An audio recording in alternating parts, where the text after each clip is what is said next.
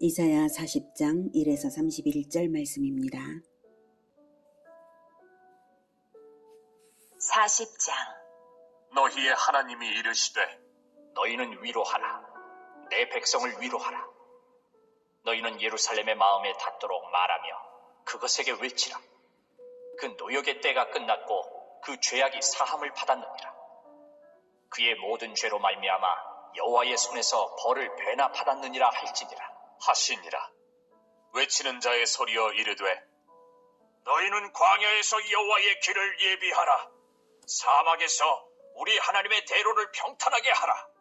골짜기마다 도두어지며 산마다 언덕마다 낮아지며 고르지 아니한 곳이 평탄하게 되며 험한 곳이 평지가 될 것이요 여호와의 영광이 나타나고 모든 육체가 그것을 함께 보리라.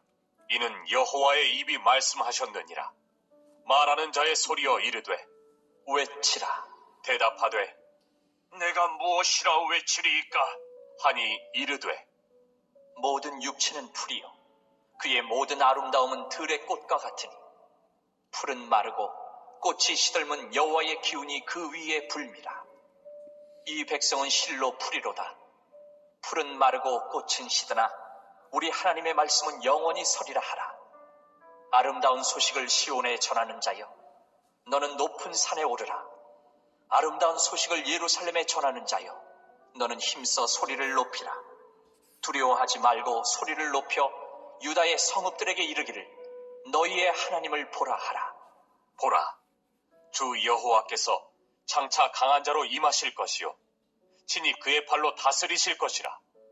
보라, 상급이 그에게 있고 보응이 그의 앞에 있으며 그는 목자같이 양떼를 먹이시며 어린 양을 그 팔로 모아 품에 안으시며 젖먹이는 암컷들을 온순히 인도하시리로다. 사랑하는 형제 여러분, 3월 30일 목요일 저녁 목상에 오신 것을 환영합니다. 35장까지는 열방에 대한 심판과 메시아 왕국의 도래와 남은 자에 대한 구원을 선포했고요. 36에서 39장은 히스기야 시대의 사건을 통하여서 예언의 1차적 성취를 보여주었습니다. 이제 40장부터는 선민 회복과 메시아 왕국의 도래에 초점을 맞춘 예언입니다. 39장까지가 심판을 선언하며 회개를 촉구하는 데에 초점이 있다면 40장부터는 구원을 예언하여서 소망을 가지게 하는 데에 초점이 있다 하겠습니다. 그래서 40장부터의 내용을 구약 속의 신약이라고 합니다. 그래서 39장까지는 굉장히 구약적이었다면 40장부터는 신약적인 그래서 그리스도의 오심에 많이 이제 초점이 있습니다.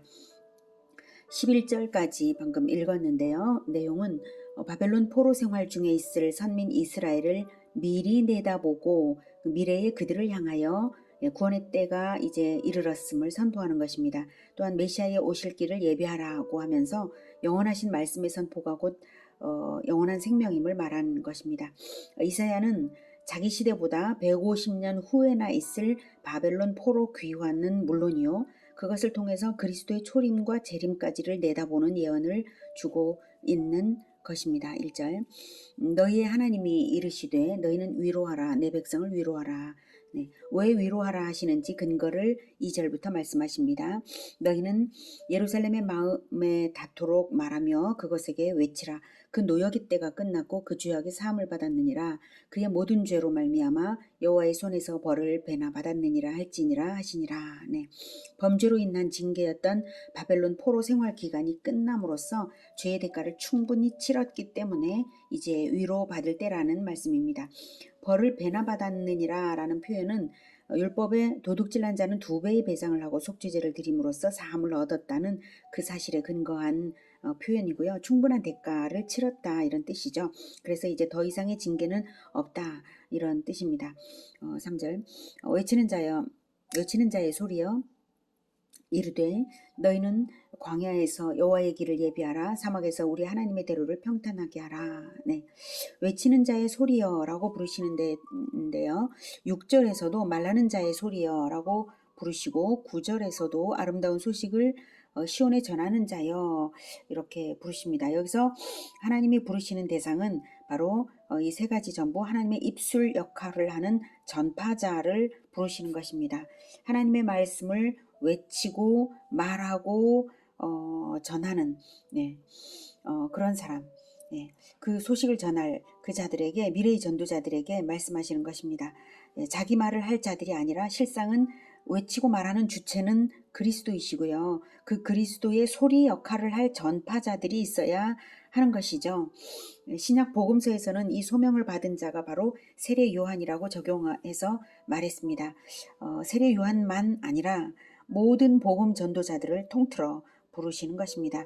복음 전도자들이 외쳐야 하는 이유는 무엇이냐면 외쳐야 하는 이유는 이제 여호와께서 드디어 오실 것이므로, 즉 메시아께서 드디어 오실 것이므로 광야에서 여호와의 길을 예비하라는 것입니다. 그 외치는 그것 자체가 광야에서 여호와의 길을 예비하고 사막에서 우리 하나님의 대로를 평탄하게 하는 일이 될 것입니다.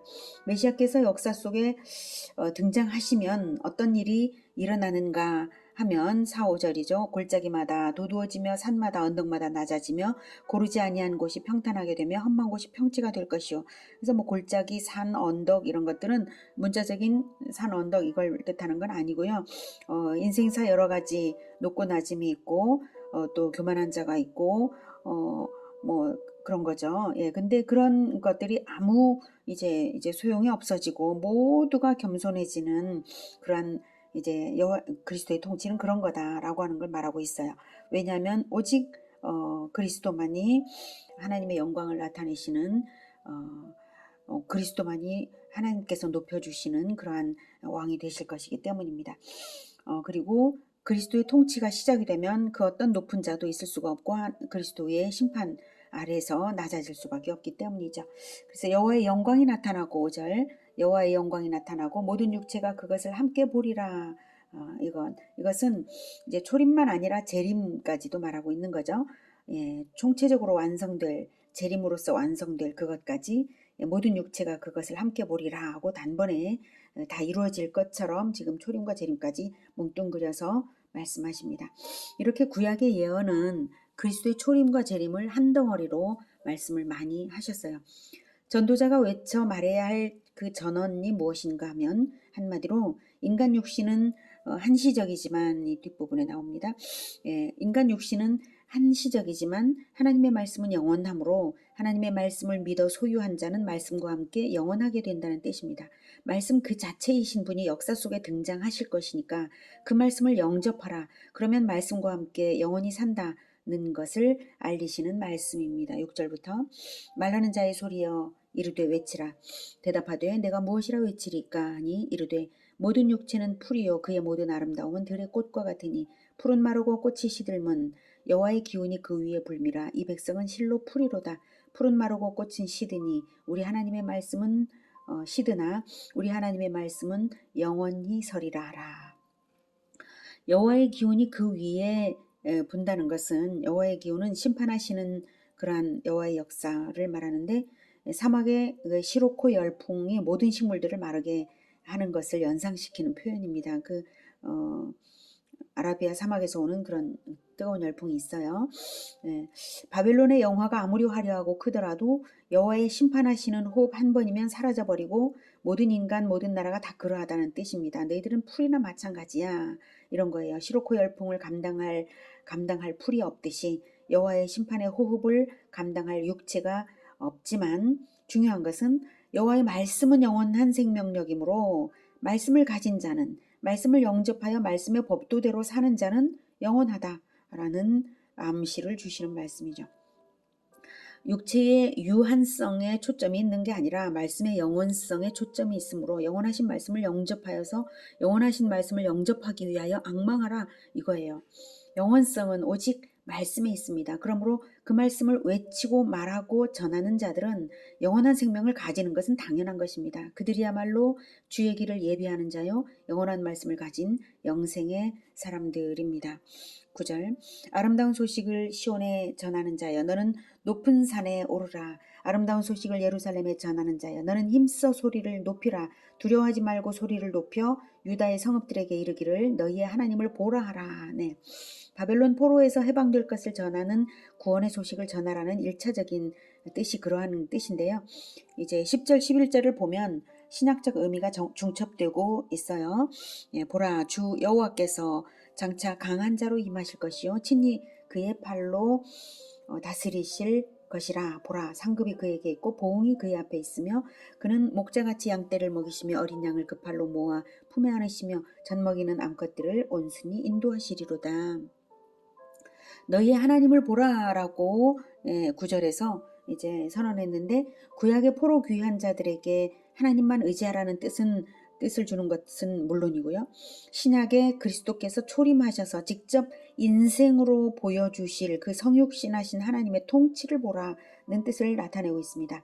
또한 심판하실 재림주 되심을 동시에 말하고 있습니다. 상급이 그에게 있고 보응이 그의 앞에 있으며 심판이죠.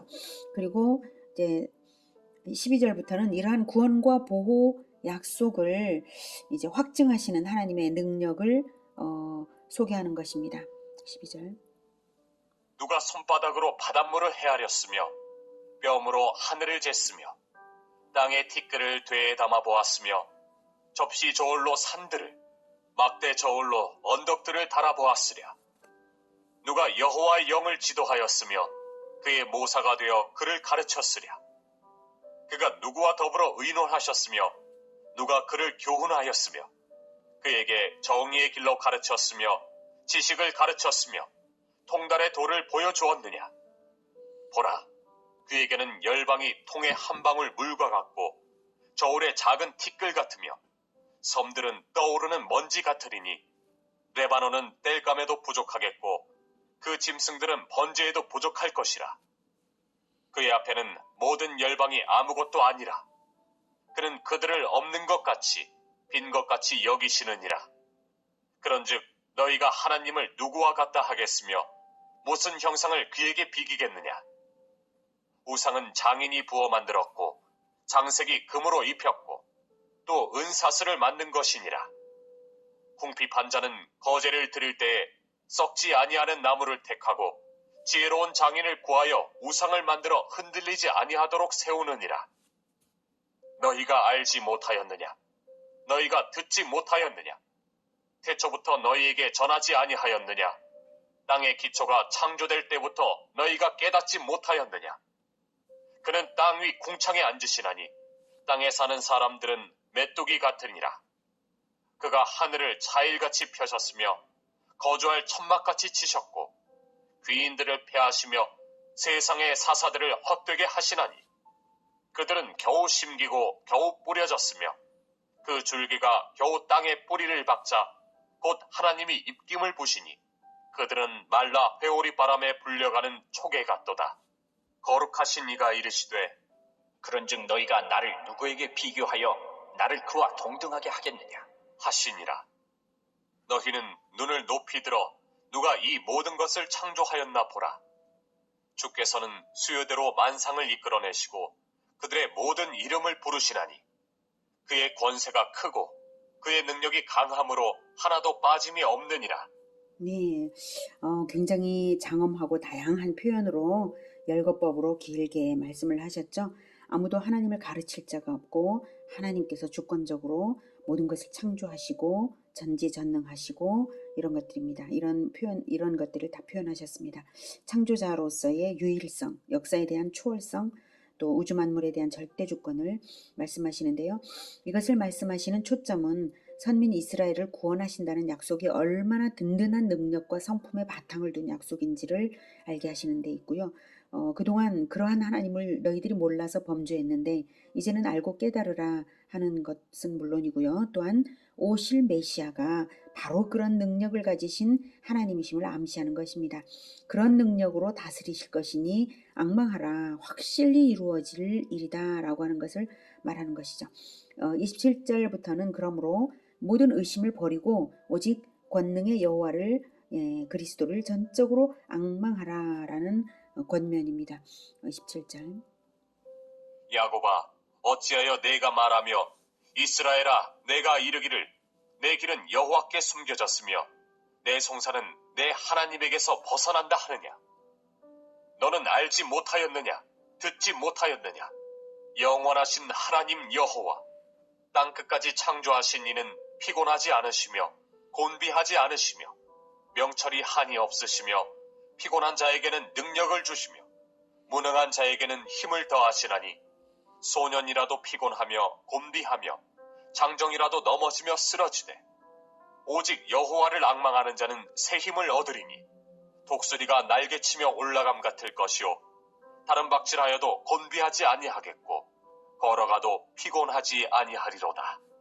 네, 이스라엘은 오랜 포로 생활로 인해서 지쳤고요. 그래서 또한 하나님의 눈앞에 자기들은 숨겨진 존재처럼 생각을 했어요. 그래서 내 길은 숨겨졌다. 내 송사는 하나님께 하소연을 해도 그 송사를 하나님께서 이제 거들떠보지 않으신다. 이렇게 생각을 한 거죠. 하나님에게서 벗어난다.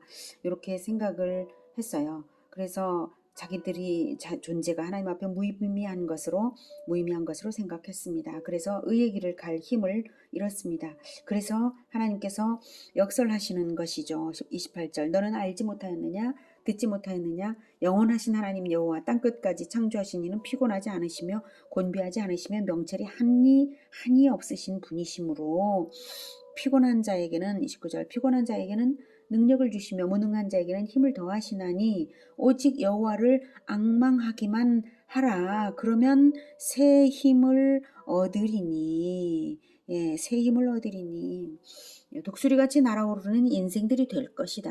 다른 박질을 해도 지치지 않을 것이다. 즉 힘의 근원이 되셔서 축복의 근원이신 하나님께서 계속적으로 성령의 능력을 공급하시고 새로운 힘을 날마다 공급하신다는 뜻입니다. 어떻게 하면요? 여호와를 앙망하라는 것입니다. 이 여호와를 앙망하는 것이 중요하죠.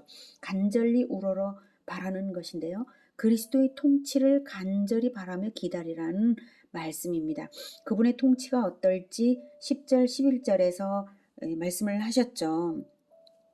네, 여호와께서 강한 자로 임하실 것이요 장차 강한 자로 임하실 것이니 이제 그리스도가 강한 자로 임하실 것이라는 거죠. 친히 그의 팔로 다스릴 것이라. 친히 보라 상급이 그에게 있고 보응이 그의 앞에 있으며 그는 목자같이 양떼를 먹이시며 어린 양을 그 팔로 모아 품에 안으시며 젖먹이는 암컷들을 온순히 인도하실 바로 그렇게 통치하실 강력함으로 부드러움으로 평안으로 모든 것을 공급하심으로 통치하시고 상급을 주시고 그리고 또 심판을 하심으로 또한 완전한 평화를 보장하시는 바로 그분, 그렇게 통치하실 그분을 간절히 우러러 기다리라.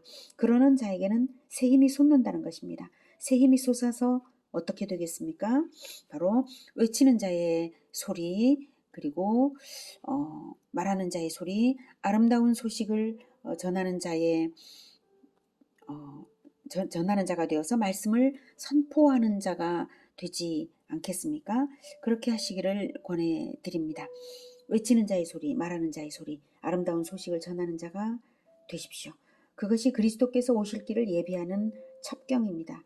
절대 무너지지 않는 무적의 힘, 새 힘을 얻는 것이고 신기하게도 날마다 새 힘이 솟아서 십자가를 날마다 지는데도 날마다 대로를 열어가는 주의 오실 길을 평탄케 하는 신비한 인생을 살게 될 것입니다.